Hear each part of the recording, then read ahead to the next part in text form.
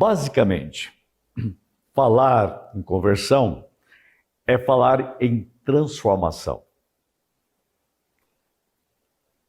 Tem um teólogo chamado Paul Tillich que fala de preocupação última, isto é, a preocupação maior do ser humano. É aquilo que toca a totalidade do seu ser, a totalidade da sua vida, a totalidade da sua existência. Eu quero fazer 2 recortes nesse assunto, nessa videoaula, ou nessa parte do vídeo, para mostrar 2 personagens para você entender melhor o tema. Um é o apóstolo Paulo. A psicologia, quando trata de conversão no mundo religioso, sempre usa Paulo como exemplo. Há vários, mas Paulo sempre é um referencial muito forte. E outro que é muito forte é a história de John Bunyan, autor do livro O Peregrino. E é interessante esses recortes para a gente fazer uma análise e você perceber o lugar da conversão aqui. Dá uma olhadinha aqui nessa questão básica, quando a gente diz, olha, a conversão de Paulo, né?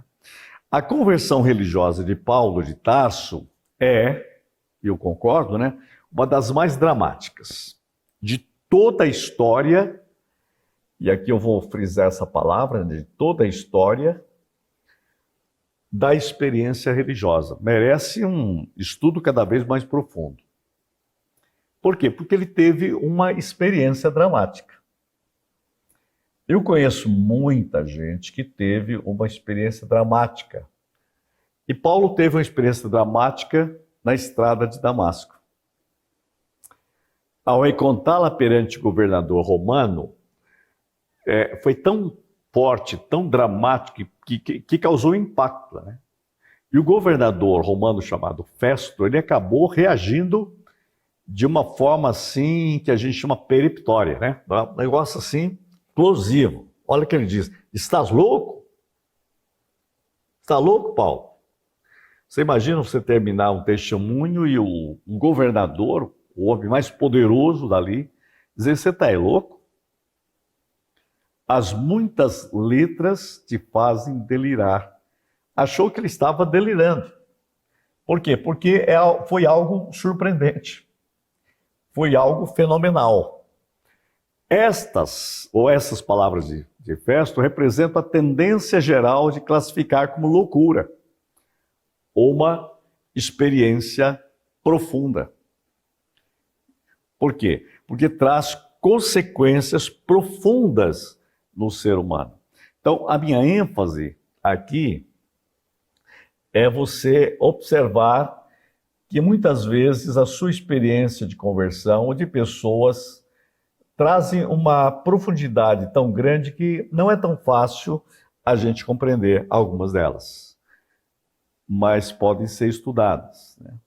Um segundo exemplo, acho ainda forte também, não diria mais forte, mas ele é historicamente relevante, e Merval Rosa, o psicólogo da religião do século passado, descrevendo essa experiência, eu fiz um recorte de uma ideia dele. Ele está falando sobre John Bunyan, dizendo o seguinte: ele aprendeu também das referidas senhoras, quer dizer, ele teve uma influência, né, que ele precisava se salvar.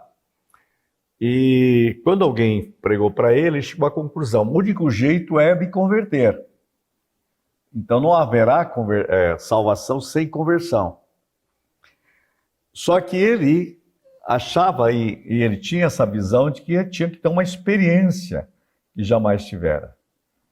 Então, diante desse novo conhecimento, diz ele, eu senti meu próprio coração abalar-se e eu comecei a desconfiar de minha condição, pois vi que em todos os meus pensamentos acerca de religião e salvação, o novo nascimento, e aqui que eu quero enfatizar por causa dessa palavra, o novo nascimento nunca havia entrado em minha mente. Nem conhecia eu o conforto da palavra e da promessa. Quer dizer, ele não conseguia descansar no que a palavra dizia e no que a promessa afirmava. Nem o engano e a maldade do meu próprio coração. Puxa vida, isso é demais. Gente, olha, você compreendeu isso, compreendeu o tema da conversão. Por quê? Porque a pessoa, para converter-se, tem que entender que ela está vivendo no engano.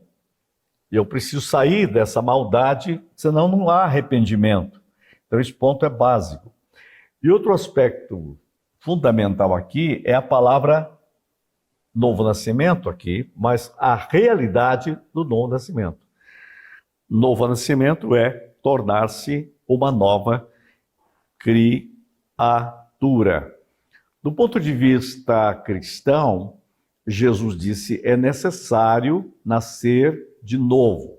Então, basicamente, para a fé cristã, a experiência é o novo nascimento. A experiência tanto de Paulo como de John Bunyan apontam para a conversão como um fator essencial na construção da sua fé e de um futuro, de uma nova biografia dentro do projeto do cristianismo. É isso.